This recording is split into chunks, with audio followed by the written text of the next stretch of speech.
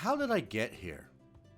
As I look back at the journey of my life, I realized that despite the contradictions, they've all added up to making me the person that I am today.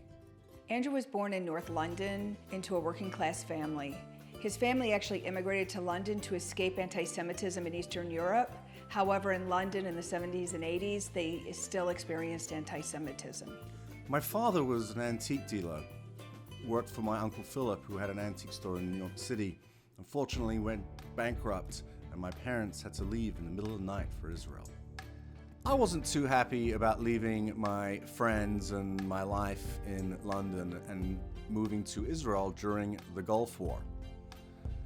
So I decided, for some reason which I still can't quite figure out, that I was going to go and become a rabbi.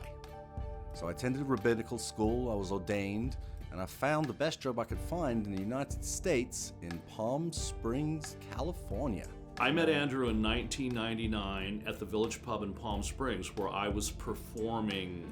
I helped him get a gig down the street on Sunday nights at the Village Pub, which he had for quite a while. And then he started playing around town and whatnot, and we've been friends ever since. He actually produced my son's first record.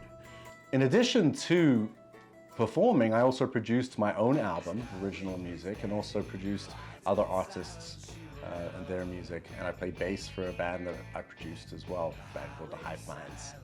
As much as Andrew enjoyed performing, he was also very good at being a rabbi. He was often asked by people in the Jewish community to read from the Torah. In fact, in 2014, he made the decision to take a hiatus from performing to serve as the rabbi for a local temple in the Palm Desert area.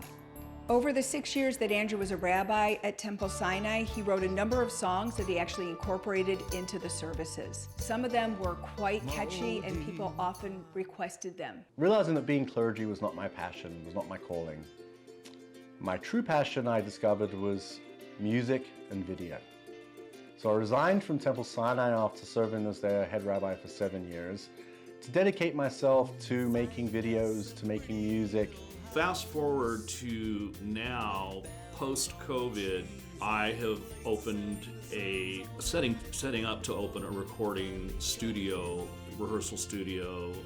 We decided to do some songwriting and some production stuff together, so this is actually part of all of that. Now I'm in the third act of my life. I realize my true passion, my true calling. And I intend to make music and films and videos as long as I'm blessed to be on this earth.